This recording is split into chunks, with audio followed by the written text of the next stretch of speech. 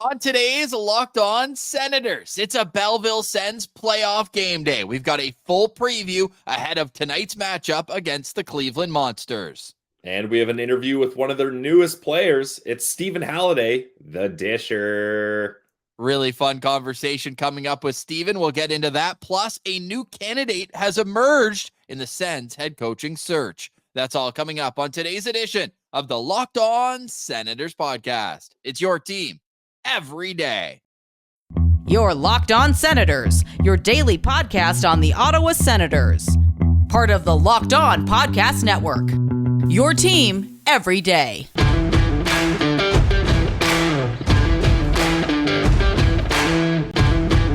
I'm Jake Sanderson, and you're listening to Locked On Senators podcast. I'm Tim Stützle, and you're listening to the Locked On Senators podcast.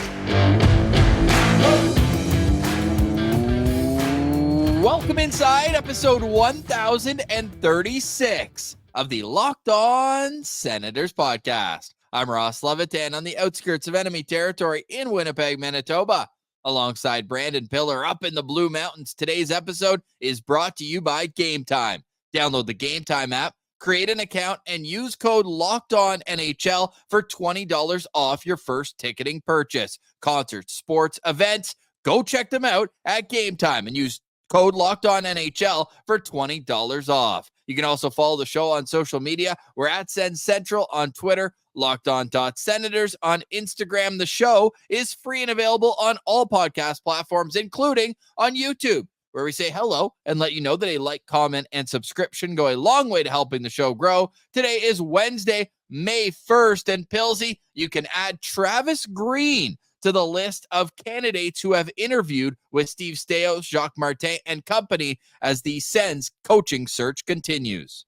The list continues to grow here, and Ross, I can't decide if hearing more candidates is a good thing or a bad thing for me. Like sometimes it's like, okay, you want them to be, casting their net, doing a big search, but then also it's like, are they narrowing in on any of these guys, or it's all just kind of wide open here? So it's interesting for sure. Travis Green, he spent a little bit of this season as the interim head coach for the New Jersey Devils. So I'm sure he'll at least have an opportunity to interview with the New Jersey Devils, depending on how they felt about how things went. But Frank Saravalli tweeting that he's in the mix for the Sens. I have mixed feelings about it. Like, at least this is a guy with head coaching experience. He was with the Canucks for a while now. How'd that go for him? Not great. But he does have head coaching experience. Now he's back with the Devils.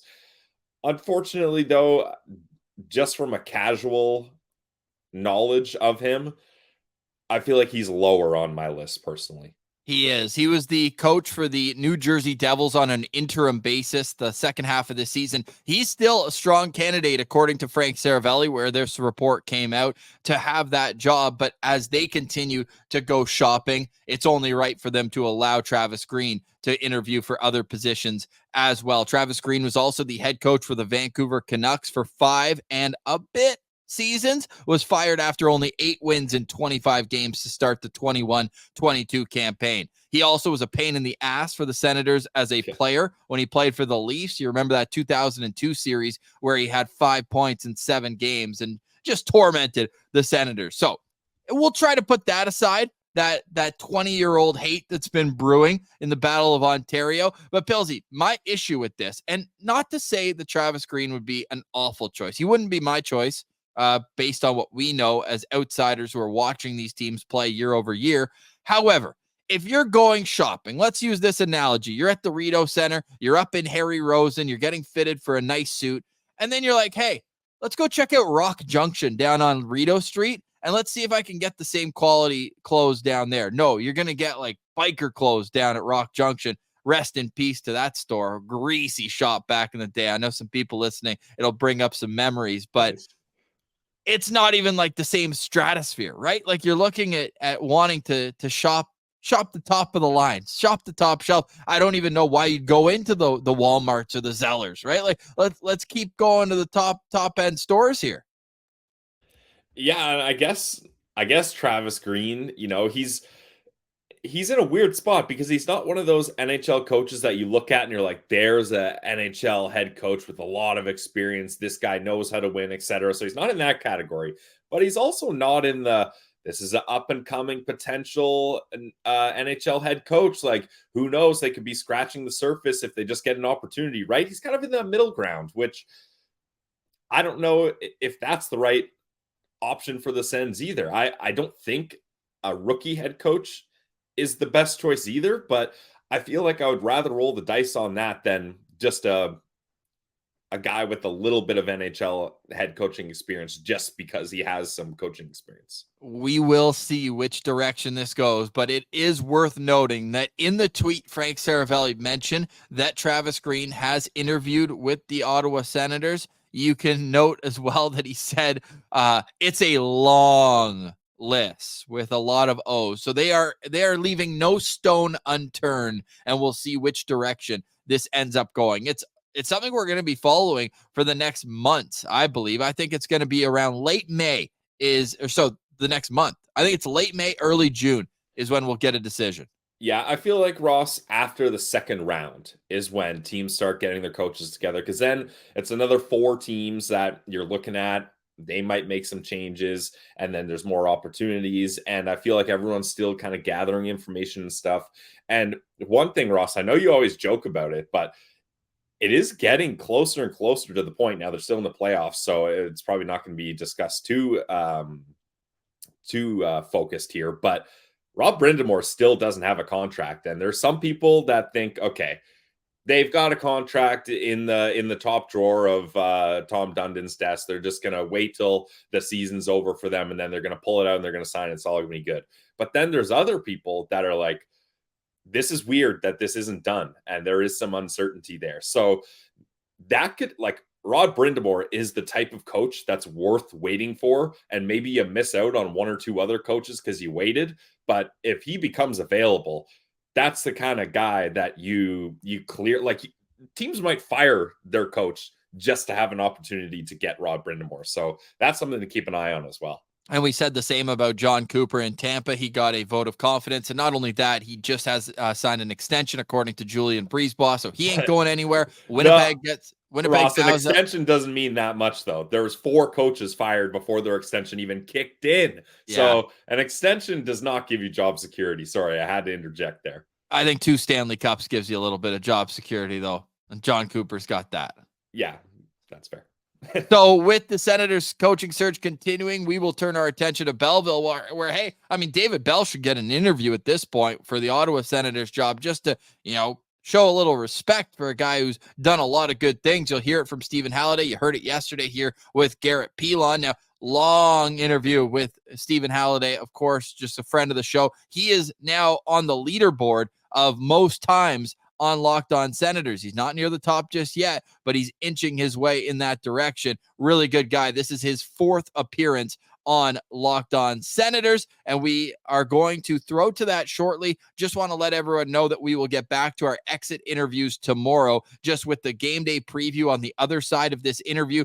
The Cleveland Monsters, we didn't know a whole lot about them, but you look through the lineup, lots of names that you recognize. So we'll look through that, give you a little more background information for when you're watching the game tonight. You can know a little bit more about both sides. Thought that should take priority over the exit interviews, which will return tomorrow with Thomas Chabot, Jacob Chikrin. And we'll see, maybe we can sneak in the rest of the depth defensemen in there as well. So that's all coming up in the rest of the week here on Locked On Senators. Game 1 tonight, Belleville, Cleveland. You got your tickets. Game 1 and 2 on Friday are in the Friendly City. Pilsy's got his tickets for Friday, so he will be boots on the ground. So game day preview on the other side, but up next, it's Stephen Halliday. You're listening to Locked On Senators. It's your team every day.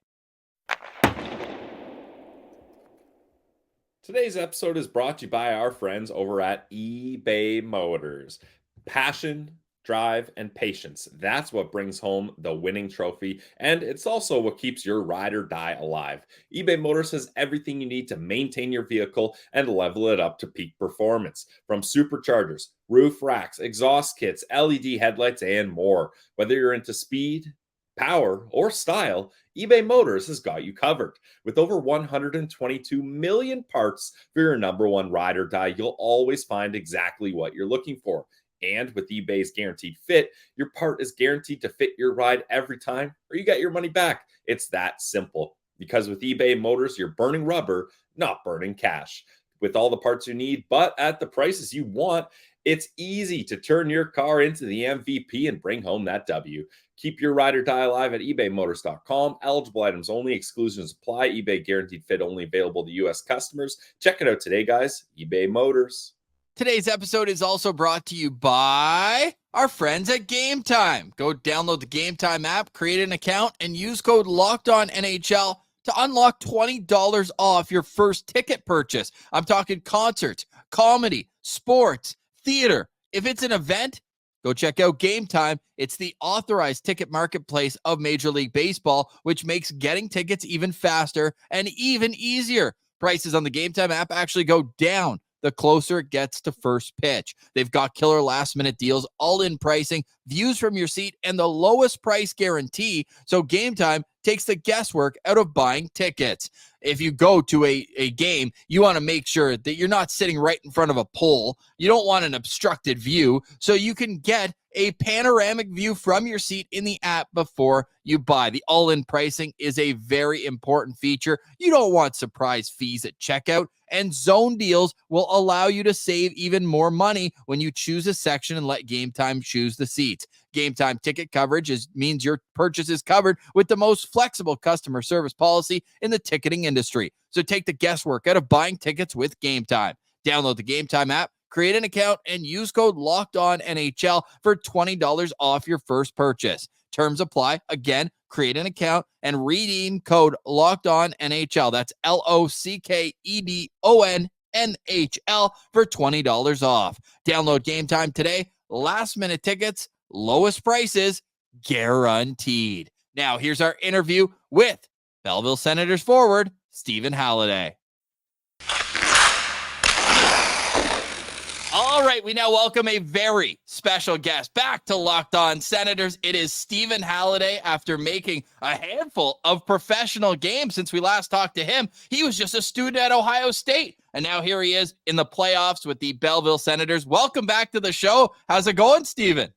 Yeah, it's good. Thanks for having me on. Always appreciate you coming on. I think you were in the library studying last time we had you on, so things are a little bit different now, hey? Yeah, just academic weapon over at Ohio State. So what's the transition like going from college hockey to not just on the ice, but the college life to now transitioning to pro hockey life, and now you're in a playoff run here. How's that transition been for you? Yeah, it was it's a lot different just like in terms of your day to day. You know, we're playing on like Wednesdays, Friday, Sunday type stuff, and the travel's a little different. So that part's a little bit different, but then the hockey's also a huge step up just in terms of going into, like, everyone's told me like this is the hardest hockey you'll have in the AHL, and coming into that, it was definitely pretty difficult. Well, question we had on our show when you signed is this going to be, sometimes, you see young players, they start on the wing just to kind of, get their feet wet. You've been playing in the center of the ice. How's that adjustment been, whether it's in the face-off circle or defensively? Has it been as you expected, or maybe even a little bit tougher? Yeah, no, definitely the defensive part of the game's a lot like less poke and hope type stuff. And it's just been like just kind of getting me to slow it down a bit, just because in college there's a little bit more like go, always have the puck type thing. But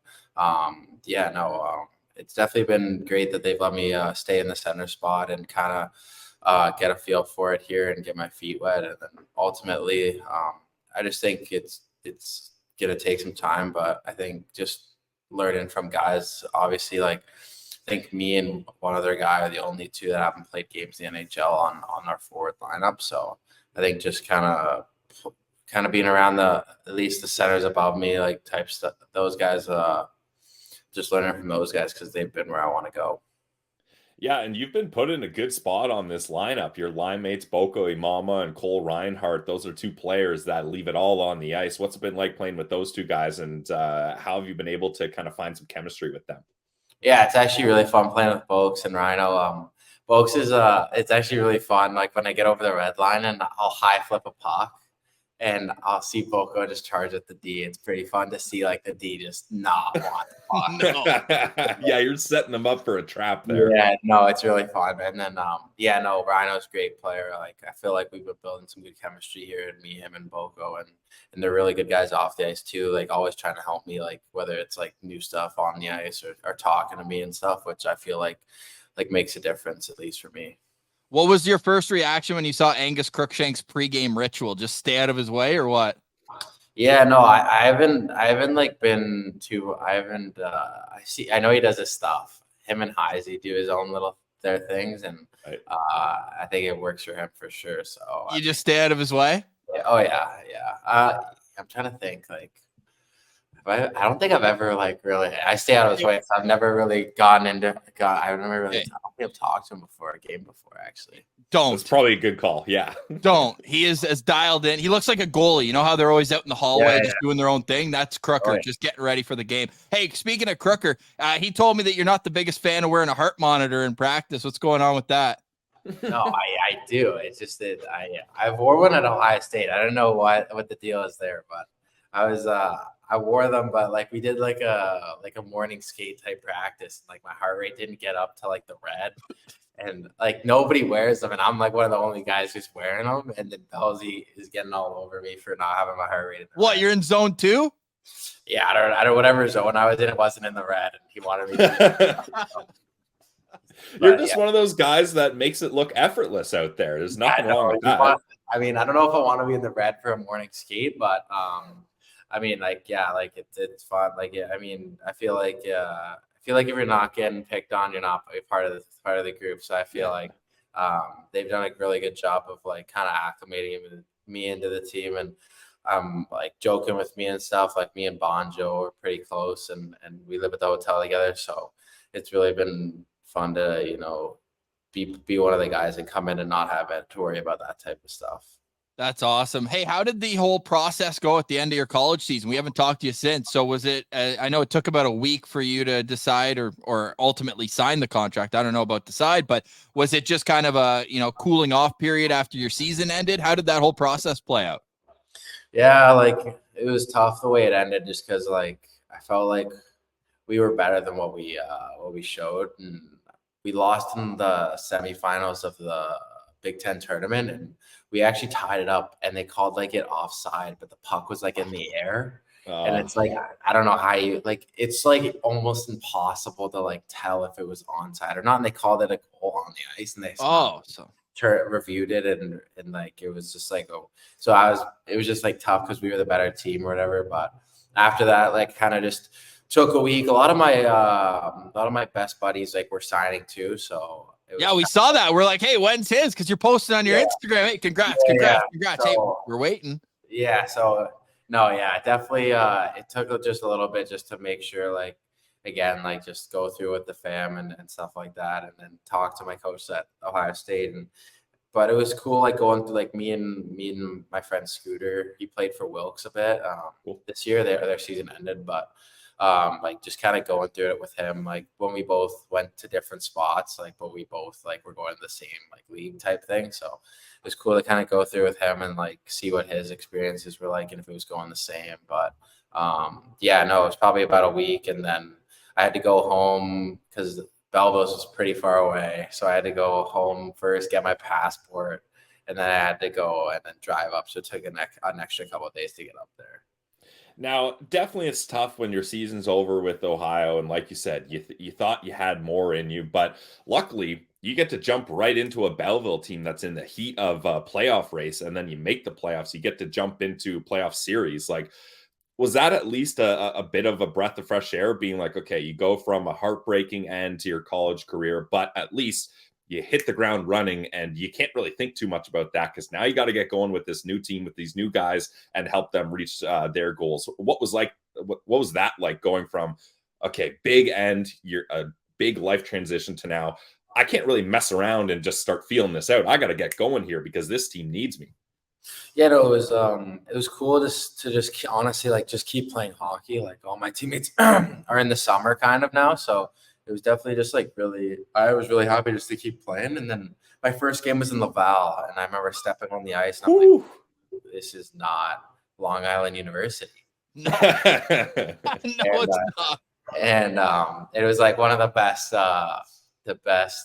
atmospheres, and like I remember it was just it was a lot different, a lot high paced, but we ended up doing really well the last like 10 or so games. So I was really happy that whether it was different things they needed me to do or help on, like as long as we were winning, and obviously getting into the playoffs was really big for Belleville. I know like some guys were like Igor saying, just like he's been here for X amount of years, and this was the first like playoff win they had, and then we ended up winning the series, obviously. So definitely cool, kind of just to see like the emotions those guys were going through, just because like they've been battling with it so long.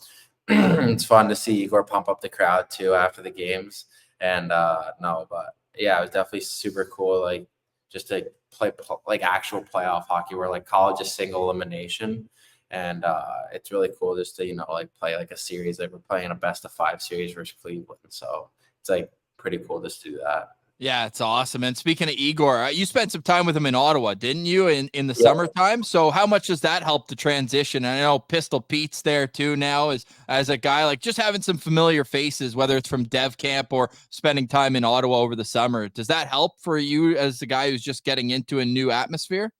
Yeah, no, for sure. It made it easier. Like those guys reached out. I know Angus from the summer before, working out in Ottawa, which definitely helped. And then me and Boosh were pretty close, and when we went to Dev Camp at State after, and then obviously I lived with Igor for a bit and Pistol Pete, and then Wyatt came kind of the same time I did, and we were both at the hotel. Couple NCAA guys. Yeah, it's actually really funny. Like a lot, like we have our little NCAA group, and there's like, of course you do. Hey, you guys studying at night or what? No, we're like cracking the books out.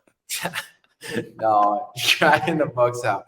No, but yeah, we're giving each other schools like hard time. Like we're giving the Kyle Betts, like we're all over him on Cornell. Like Clev's in the mix, like North Dakota. Well, like, Clev probably calls you a dropout.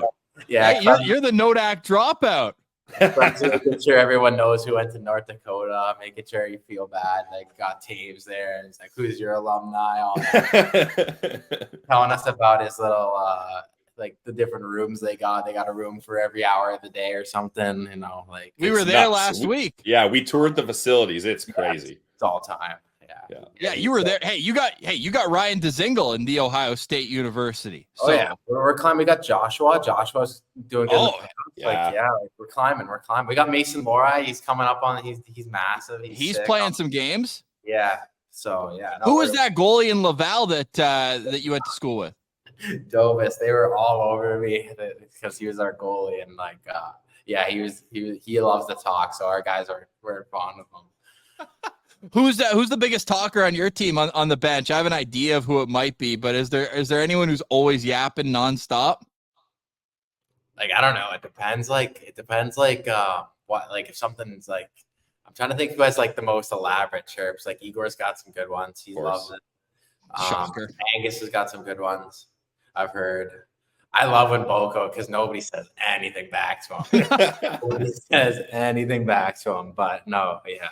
It feels like as a kid coming into the league, like he might be the perfect line mate to have. Oh, it's so fun. Like I feel like pretty safe. Anything I want out there. Yeah. But obviously I'm not, but I'm nowhere near a tough guy. But it's just fun. Like honestly, I just like it's fun being like around some of the older guys, just because like they've been around the block and they know like they're really good with me and stuff. So it's really good to see for me.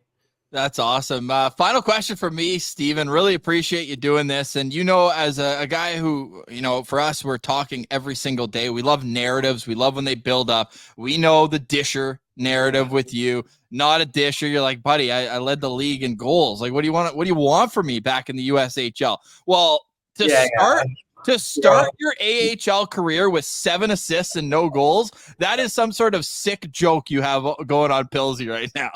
I knew this was gonna come up. Yeah, no, we're working on my shot. Me and Wyatt are working on my shot after practice. Dude, you ripped the post last game. Yeah. Oh.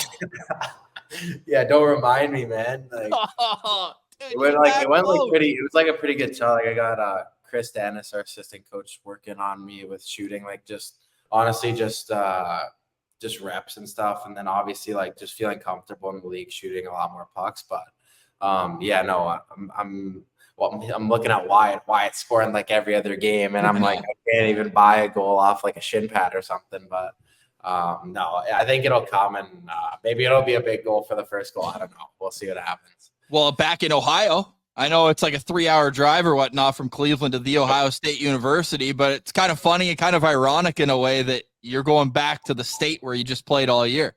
Yeah, no, it's I can tell you it's a long drive, so that won't be fun. But no, isn't there a bunch of beef? Isn't there a beef between Cleveland and the rest of Ohio? They call it the mistake by the lake, I believe. Oh, all right. Yeah, no, maybe I gotta look into that one, but I haven't heard that one. But it's a good shirt. That's a good shirt. Yeah. Okay, we'll work on that. Yeah, we're excited for that series, and like you mentioned, you found a home here in Belleville so far with all the guys on the team. Now, what about the coaching staff? We've had Coach Belzy on quite a few times. He seems like a player's coach. Peelsy was just telling us that he's a guy that he's a straight shooter. He tells it like it is. How have you adjusted to the new coaching staff here as well? Yeah, no, like CD's been doing a lot of video with me and kind of just helping me like just navigate, and then obviously, like I said, he's taking me extra just to shoot, or if there's questions, making sure I know certain drills. So like he's been unbelievable for me, just honestly like getting me acclimated like a lot to what he's like putting into the time and effort. And then Belzy, yeah, he's a straight shooter, and he's really good at what he does. Like a lot of guys, or everyone gets up to play for him too. So I mean, you can't really ask for anything much more than that. And obviously, like I got to work on certain stuff that he's going to let me know. So I actually appreciate that more than a coach that wouldn't tell you what to work on. So that's definitely something that I really like about Belzy. Well, man, unreal first impression with you in Belleville. Really great to see you make the jump to pro hockey. A lot of Sens fans are excited for your future, and right in front of you, man, in the present. This is awesome. And just know, like the Igors, the Lassie Thompsons, the Cole Reinhardts, they've been here for 4 or 5 years, and this is their first best of 5 series. So to be able to jump into it like you are, it's awesome. Enjoy it. Go out there, start on home ice, get the crowd rolling. And I have a feeling that we're going to see Stephen Halliday's first AHL goal coming up. And I'm not saying it's credit to us, Stephen. I'm not saying it's going to be a Sens Central bump, but I'm not saying when you guys getting down here, eh? When are you getting down to Bell Vegas? I went to game 1. I loved it, and I'm probably going to go to the Friday game. Okay, gotcha. Yeah, a little bit harder commute to get there from Winnipeg, but I'll be there in spirit, all right? Okay. We get the cardboard cutout.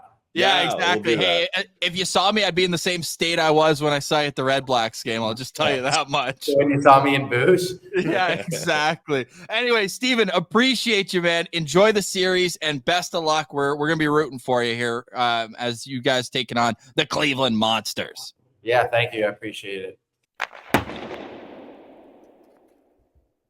Today's episode is brought to you by our friends over at Monopoly Go. You guys already know the classic Monopoly game. Well, now there's Monopoly Go. We got to pause to let you know all about it. And I know what you're saying. Flag on the play. You guys already been talking about Monopoly Go, but there's just so much good stuff in this game. We got to tell you about it. In Monopoly Go, you can team up with your friends for timed tournaments where you work together to build up each other's boards.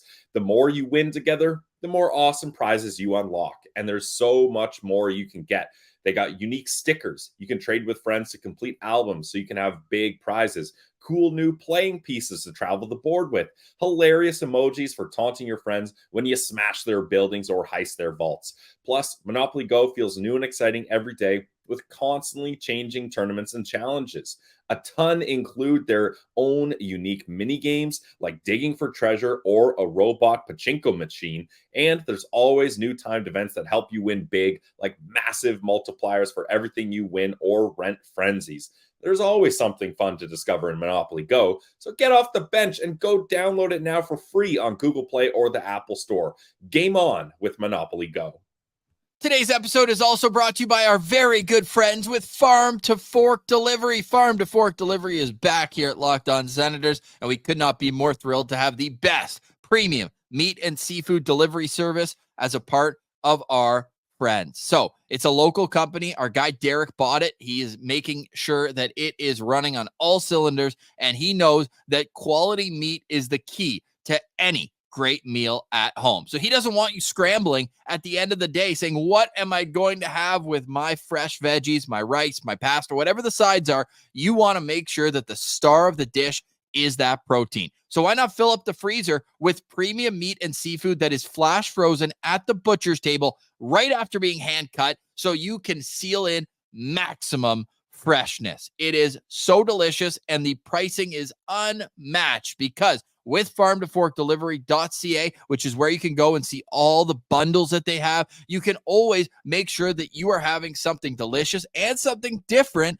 every single night. The barbecue bundle is a great way to start your summer off. It's 51 items and it's already marked down. And because you're a listener of Locked On Senators, take another 10% off with the code LOSP10. That's 10% off because you're a listener of Locked On Senators. These meats are all natural, antibiotic and hormone free, ethically raised, and they are individually vacuum sealed.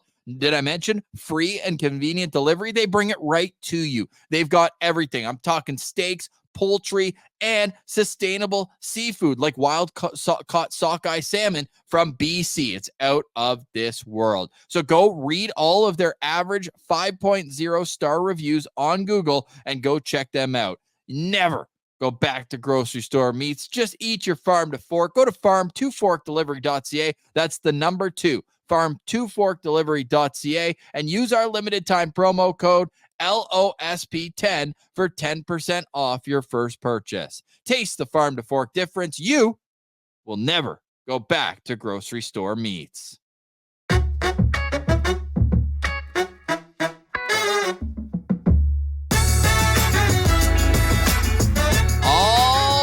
Hillsy, feels good. I'm fired up. It's game day. It's playoffs. Sens get past the Toronto Marlies. Battle of Ontario, check. And now it's the battle of the Great Lakes. I mean, Lake Ontario against what? Oh, man, I should probably know what Lake Cleveland's on. You?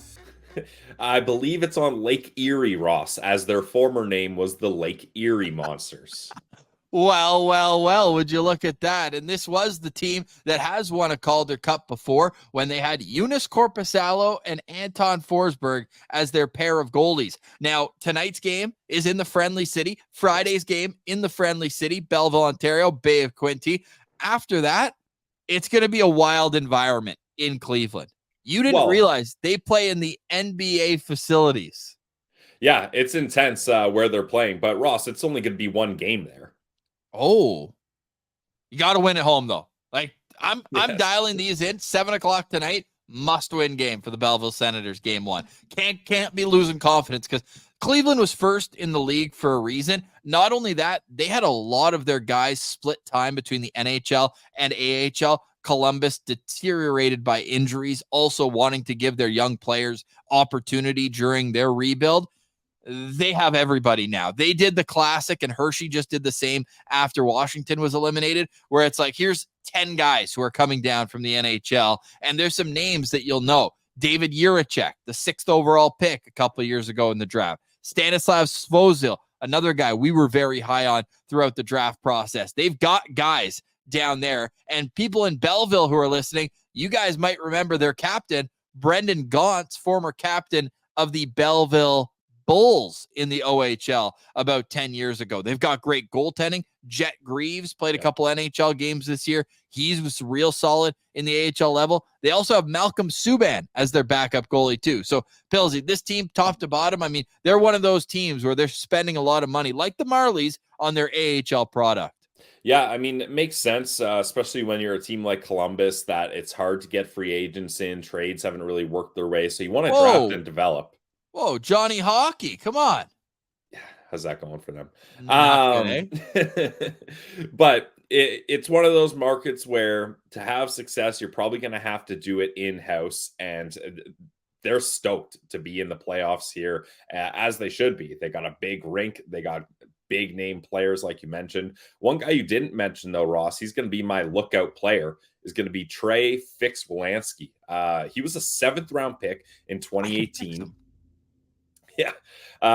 But he's mixed in a handful of games pretty much every year with Columbus, but he's been a really good part of this Cleveland Monsters team since 2018-19 when he started in the playoffs, 2 points in 3 games. That was the last time the Monsters made the playoffs.